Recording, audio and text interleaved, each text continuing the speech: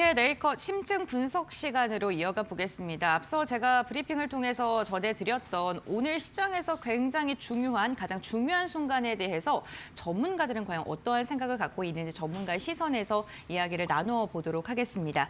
오늘 이 시간 SP인베스트의 이주호 본부장 함께합니다. 안녕하세요. 네, 안녕하세요. 네, 반갑습니다. 오늘 브리핑 내용은요, 역시나 무디스의 신용등급 하향이었습니다. 108년 만에 신용등급 하향을 했는데 과연 시장에는 어떠한 영향을 미치는지 한번 이야기해보겠습니다. 우선 S&P 신용등급 강등 때 글로벌 시장 전반적으로 굉장히 흔들렸기 때문에 그때처럼 급락하지는 않을까 이러한 고민하고 계시는 분들도 있을 것 같은데 본부장님께서는 어떻게 생각하실까요? 네, 단기적으로는 조정이 좀 나올 수는 있겠지만 영향은 좀 제한적일 것이다 이렇게 생각을 하고 있고요. 사실 2011년도 당시와 현재와의 상황이 좀 다르기 때문에 어떻게 보면은 그 당시에는 단기채가 하락을 했고 미국은 오히려 자금 조달을 진행을 했었습니다. 근데 지금은 금리 자체가 워낙 높은 상황이기 때문에 지금 자금 조달하는 것도 쉽지 않아요. 왜냐하면 연준은 금리 인하를 망설이고 있고 트럼프는 금리 인하를 해라라고 하고 있는 상황이기 때문에 이러한 여러 가지 상황이 다르다라는 점, 이런 것들을 봤을 때 21년도처럼 그런 결과가 나오지는 않을 것이다. 다만 어느 정도 하락이 나올 수가 있겠지만 결국에 우리가 주목해봐야 될 것은 트럼프의 정책과 앞으로 금리 인하의 스탠스가 어떻게 바뀔지라는 점을 좀 체크하시면 좋을 것 같습니다. 트럼프의 정책 그리고 금리 인하 가능성에 대해서 이야기를 해주셨는데 제가 브리핑을 통해서도 짚었던 게 트럼프의 관세 정책이 더 강해질 수 있다. 이 부분이랑 금리 인하를 원하긴 하는데 워낙 또 파월이 방어선을 계속 치고 있지 않습니까? 이러한 부분에 대해서 어떻게 스탠스가 바뀔지도 굉장히 궁금한데요. 특히나 트럼프의 행보 조금 유해지는 모습이었는데 다시금 강해질까요? 네, 일단 만약에 네. 지금 약간 관세를 유예한다. 맞습니다. 뭐 90일 유예잖아요. 네. 이게 완벽하게 해소가 된 게 아닌 상황인데 지금 어떻게 보면은 이런 신용등급에 대한 부분들을 염두를 하고서 트럼프 대통령은 약간 관세로 인해서 우리가 돈을 벌어서 미국이 부유하게 되겠다 이거잖아요. 네, 네. 그렇기 때문에 만약에 자신이 원하는 방향으로 흘러가지 않는다. 예를 들면 관세에 대한 얘기를 유예를 했는데 막상 상황을 보니까 연준도 금리 인하를 안 할 것 같고 이 관세도 약간 흐지부지진다 그러면은 네. 다시금 카드를 꺼내들 가능성이 있다라는 점을 꼭 확인을 하셔야 될 것 같아요. 결국에는 중요한 것이 6월 FOMC 때 과연 연준에서 금리 인하를 할 것이냐. 그렇다고 하면은 금리 인하를 하게 되면은 어쨌든 미국 재정이 지금 안 좋은 상황에서 이자에 대한 부담은 줄여줄 수 있기 때문에 이러한 점을 트럼프가 노리는 것 같고요. 만약에 금리 인하를 안 하게 될 경우에는 이게 다시금 또 불확실성이 재점화되면서 이 부분이 또 오히려 지금 뭐 국내라던가 아니면 아시아 국가라던가 일반적으로 글로벌 증시가 또 하락할 수 있는 여건을 만들어줄 수 있기 때문에 사실 이거는 정답을 딱 정하고 보기에는 굉장히 어렵습니다. 왜냐하면 우리가 지금 트럼프의 입으로 인해서 증시 변동성이 굉장히 컸기 때문에 지금 앞으로도 또 이런 일이 일어나지 않을 거라는 건 없어요. 그렇기 때문에 이런 등급 하향 조정 자체가 과거와 지금과의 유사한 흐름이다 이렇게 비교하기는 어렵고 네. 특히나 아까도 말씀드렸지만 21년도는 이미 저금리 구간이었습니다. 근데 지금은 이미 금리 자체가 높은 상황이기 때문에 기준점과 변수 자체가 다르다라는 점. 그래서 어떠한 결과가 만들어질지 우리가 예측하기 쉽지 않은데 다만 중요한 것은 금리 인하를 하게 될 때와 안 하게 될 때를 좀 구별해서 생각하시는 게 좋을 것 같습니다. 근데 그 금리 인하를 안 하게 됐을 때 시장에 좀 글로벌 시장에도 충격을 가질 수 있다라고 언급을 해주셨잖아요. 네. 근데 금리 인하를 선택하게 되면 결국에는 인플레가 촉발될 수도 있는 거고 지금 기대 인플레가 한 7% 넘었다는 이야기도 나왔는데 그런 부분에 있어서 결국에는 뭐 시장 자체로 봤을 때는 인하를 하는 게 좋긴 하겠지만 뭐 단순하게 생각할 건 아닌 것 같거든요. 그럼 금리 인하를 하게 됐을 때는 뭐 어떻게 시장을 바라봐야 될까요? 일단 만약에 네. 지금 뭐 우리가 예상은 네. 다들 그랬습니다. 네. 6월에 금리 인하를 하지 않겠냐. 네. 근데 파월 의장이 얘기하는 거는 지금 미국의 경제 지표가 어느 정도 견조한 흐름이 나오고 있는 상황이고 네. 이게 침체로 보기엔 어렵다거든요. 요지가. 네. 근데 트럼프의 관세 정책으로 인해서 이게 촉발시킬 것이다. 이거 우리는 확인해봐야 되겠다. 이 입장이에요. 네네. 이제 지금 트럼프는 금리를 빨리 인하를 시켜서 재정에 대한 부분들을 약간 관세로 인해서 갚아가겠다 지금 이런 취지거든요. 그렇기 때문에 둘의 이해관계가 상충된다라는 점을 봤을 때 결국에는 이 싸움을 누가 이길 것이냐 우리는 모릅니다. 하지만 트럼프는 더 강하게 압박할 것이고 만약에 본인 뜻대로 되지 않는다. 그러면 또 다시 관세 카드를 꺼내면서 휘두르겠죠. 네. 그러니까 이러한 것들이 우려스러운 거고 오늘 국내 증시의 하락 자체가 신용 등급 하향에 대한 부분이 아니라 우리가 시장에서 지난주에 예상했던 거는 이제 미중 갈등도 해소가 될 것이고 너무 좋았죠. 네. 네, 외국인도 들어오고 네. 러시아 우크라이나도 종전할 것 같고 네. 모든 것들이 다 지금 트럼프가 말한 것처럼 거봐라 중시 오른다고 하지 않았냐. 네. 지금 이거에 포커싱이 맞춰져 있다가 오늘 신용등급 하향된다니까 이러면 트럼프 또 다시 말 바꾸는 거 아니야?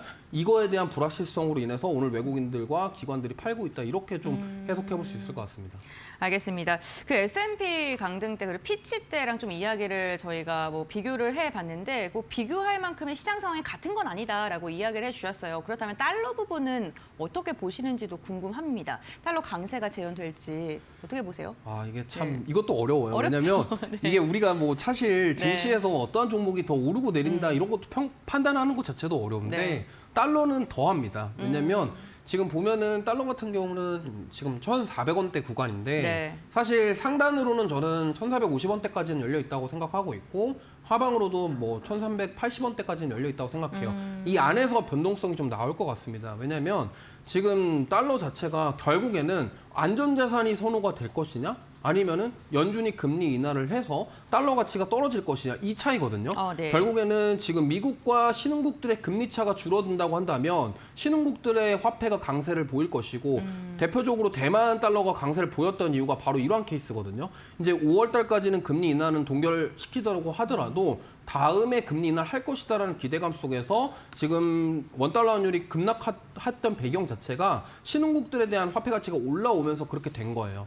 근데 지금 이게 만약에 다시 신용 등급이 하향되고 연준에서도 이거를 보고 있겠죠. 그렇다고 한다면 연준 입장에서도 금리 인하를 한 번은 더 좀 생각해봐야 되지 않을까? 네. 이런 뉘앙스로 간다. 그럼 금리 인하를 안 하게 되면은 시장에서 예상했던 것만큼 된 게 아니잖아요. 그쵸. 그럼 이로 인해서 다시 또 충격을 원달러 환율이 올라갈 수가 있겠다. 그리고 만약에 반대로 우리가 예상했던 것처럼 원달러 환율 만약에 금리를 인하시킬 경우에는 원달러 환율이 다시 한번 내려올 가능성이 있다. 근데 이거는 예측 불가능한 영역입니다. 그쵸, 사실. 대응이죠. 네. 우리가 사실 뭐 미리 파월 의장과 뭐 네. 내부적으로 아는 사람이 있어가지고 뭐 물어볼 수도 없는 상황이고 우리가 뭐 트럼프의 생각을 읽을 수도 없기 때문에 그쵸. 이런 가능성이 있기 때문에 이렇게 우리가 상황에 따라서 이런 식으로 대처를 해야 되겠구나 이 정도로 인지를 하시면서 대응하시는 게 필요할 것 같습니다. 우선 그럼 지금은 시장이 진짜 예측보다는 좀 대응 단계인 것 같고 여러 가지 시나리오를 다 좀 염두에 둔 다음에 그에 맞춰서 좀 발빠르게 대처하는 게 무엇보다 중요할 것 같습니다. 우리 시장 이야기를 좀 더 해보자면요. 사실 지난주만 해도 저희가 간단하게 언급하긴 했는데 시장 분위기가 이제는 바뀌는 건가? 반도체 이제 외국인 들어온다. 그러면 또 지수 상단 이제 뚫리는 거 아니냐. 뭐 그런 기대를 했었는데 결국에는 이런 미국에 대한 불안감이 외국인의 자금 이탈로 이어지고 있거든요. 그렇다면은 오늘은 지금 결국엔 순매도를 하고 있는데 이러한 이탈이 좀 지속될 걸로 보시는지 아니면 단기적인 걸로 보세요? 어떻게 보세요? 저는 단기적으로 생각을 하고 있어요. 네. 왜냐면 이게 결국에는 저도 금리 인하를 할 수밖에 없는 상황으로 만들어지고 있거든요. 뭐 트럼프가 의도를 한 네. 건지 아니면은 시장 참여자들이 의도를 한 건지는 모르겠습니다만 네. 어쨌든 지금 미국은 금리가 높은 상황이에요. 근데 과거에 신용등급 인하했을 때 대부분이 다 금리가 낮았던 상황이고 그럼 이런 상황에서 금리를 인하를 할 수밖에 없는 뭔가 자꾸 조여지는 이런 식으로 가고 있기 때문에 결국에는 금리 인하를 할 건데 그게 시기적인 문제라고 생각합니다. 이게 과연 6월 달에 금리 인하를 할지 아니면 더 나아가서 9월에 진행될지 이건 우리가 알 수가 없지만 네. 만약에 이런 상황이라고 한다면 연준 입장에서도 사실 부담이 되는 상황이거든요. 신용등급이 하향된 상황에서 금리 인하까지 해버린다. 그럼 이거에 대한 부담감을 우리는 인정한다 이렇게 해석이 되니까 파월 입장에서 기분이 안 좋겠죠. 그렇죠. 그럼 트럼프 입장에서는 야 이러니까 빨리 해 이거인 건데 의견이 더 상충될 가능성이 높아요. 다만 이제 우리나라 지수단을 딱 보면은 사실 우리나라는 미증시 랠리 때도 많이 못 올랐고 미증시가 빠질 때는 빠지고 이런 현상을 계속 보여왔고 근데 지금 어떻게 보면 밸류에이션 대비해서 우리나라는 정말 삼성전자, 하이닉스 이 정도 가격이면 싸다라고 평가받을 수밖에 없는 상황이기 때문에 결국에는 이러한 불확실성이 어느 정도 해소되면 다시 수급은 들어올 것이다. 이렇게 생각을 하고 있기 때문에 좀 충격이 있더라도 제한적일 것이다. 지금 국내 증시는 코스피, 코스닥 다 하방 경직성을 확보하는 과정이다. 네. 이 정도로 좀 해석해 볼 수 있을 것 같아요.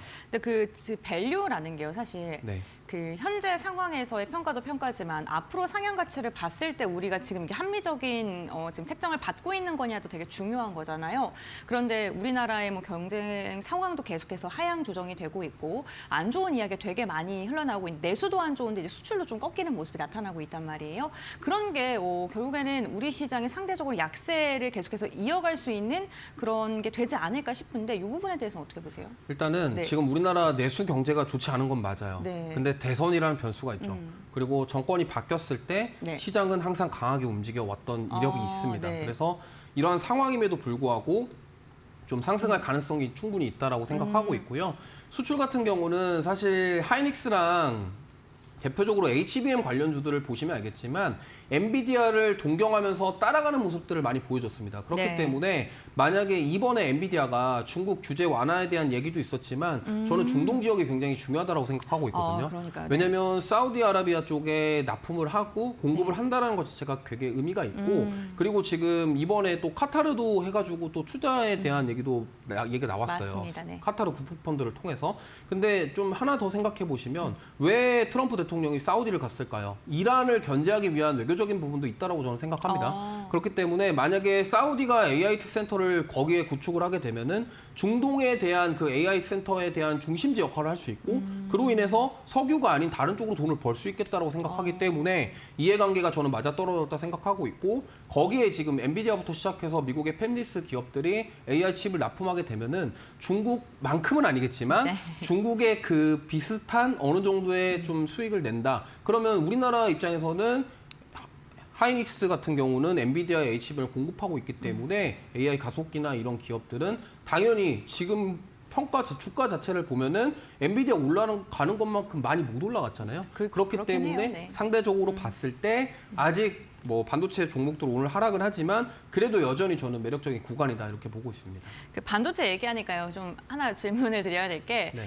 삼성과 SK가 좀 많이 비교를 되잖아요. 네. 그런데 삼성은 이제 저점 딛고 반등할 것이다. 뭐 역사적으로 좀 너무 낮다라는 평가가 있고 SK 하이닉스 뭐 지금은 좀 저평가다라고 이야기해 주셨지만 고점이다라는 이야기도 좀 나오더라고요. 네. 이 두 가지 종목을 봤을 때는 전문가님께서 어떻게 바라보고 계세요? 지금 사실 트레이딩으로 생각하시면 네. 하이닉스가 좀 낫고요. 네. 만약에 좀 성장이나 이런 걸 다 보고서 모아간다 그러면은 삼성전자가 저는 낫다라고 생각하는데 그에 대한 근거는 일단 하이닉스 같은 경우는 네. 지금 어떻게 보면은 HBM 쪽의 시장을 메모리 반도체 시장을 삼성전자를 따라잡았습니다. 근데 여기서 과연 하이닉스가 멈출까요? 라고 생각해 보면 네. 아니거든요. 그러면 엔비디아는 계속적으로 AI 칩에 대한 판매를 늘리려고 할 것이고 당연히 공급을 늘리기 위해서 HBM 필요할 겁니다. 그러면 단기적으로 봤을 때 엔비디아도 그렇고 AMD도 그렇고 기타 팹리스 기업들이 AI 데이터 센터를 계속적으로 늘려가는 상황. 그러면 HBM 필요할 거다라는 거죠. 그러면은 아무래도 하이닉스가 지금 HBM 쪽으로 메모리 반도체 쪽으로 앞서고 있기 때문에 당연히 이거에 대한 실적이 2분기, 3분기 더 좋게 나올 가능성이 높겠죠. 그러면은 하이닉스는 그래서 단기적으로 어떤 그런 기대감으로 좀 볼 수 있겠고 삼성전자 같은 경우는 저는 가장 중요한 거는 스마트 팩토리 사업을 지금 준비하고 있다라는 겁니다. 네. 지금 사실 삼성전자의 행보를 보시면은 약간 뭐 현대차 정의선 회장이 트럼프 만날 때 중국에 갔어요. 네. 그리고 일본에 갔습니다. 네. 그러니까 뭐냐면 지금 앞으로의 사업에 대해서 뭔가를 준비하고 있다는 거고 이번에 실적도 보면은 사실 메모리 반도체 되게 안 좋습니다. 네. 그다음에 파운드리 쪽도 안 좋아요. 적자예요. 네. 근데 스마트폰 쪽 관련해서 실적이 잘 나왔고요. 그러면은 앞으로 뭐 스마트폰 시장이 뭐 얼마나 커질지 모르겠습니다. 민다만 네. 그래도 점유를 더 할 수도 있고요. 그리고 삼성에서 지금 레인보우 로보틱스랑 그다음에 스마트 팩토리 사업을 준비하고 있다라는 점에서 네. 오히려 앞으로 더 커질 쪽은 삼성 쪽이 아니냐. 지금 SK 하이닉스도 물론 로봇에 대한 얘기가 있습니다만 네. 과연 삼성보다 더 빨리 나갈 수 있을까에 대해서는 의구심이 들기 때문에 이 부분을 잘 참고하시면 좋을 것 같습니다. 알겠습니다. 그러면 저희 짧게 마지막 질문 드려보겠습니다. 어째 오늘 저희가 환율 관련된 이야기 좀 나누고 있잖아요. 환율에 민감한 업종군들 어떻게 대응해야 되는지 뭐 수혜주라든가 피해주 정리해 주신다면 어떤 게 있을까요? 네, 일단 뭐 사실 환율 급락했을 때 네. 잘 올랐던 게 항공주, 항공주, 여행주, 네. 내수주였잖아요. 근데 대표적으로 그런 종목군들이 네. 만약에 다시 환율이 반등하면은 또 조정받겠죠. 그리고 지금 환율 피해주라고 불렸던 게 뭐 자동차라던가 수출 위주로 하는 기업들이잖아요. 그래서 반도체, 자동차, 뭐 수출과 관련된 조선 이런 쪽들은 오히려 환율 올라가면서 좋아질 것이 아니냐 이렇게 생각하실 수 있는데 이거는 이분법적으로 봤을 때만 그렇고 네. 만약에 환율이 떨어졌을 때 네. 외국인들이 수급이 들어올 수 있는 여건이 만들어지면은 아무리 수출주라고 하더라도 주가가 빠지진 않을 것이다. 그러니까 주가는 버텨주고 오히려 상승할지도 모른다라고 생각을 해보면 지금은 물론 수출주들이 환율이 떨어져서 좀 타격을 입고 수익성에 대한 문제가 있을 수 있겠지만 주가적인 측면에 봤을 때는 만약에 환율이 내려가서 외국인들 수급이 들어오고 지수가 올라가고 주가가 올라간다고 한다면 이 부분을 충분히 상쇄해 줄 수 있지 않을까.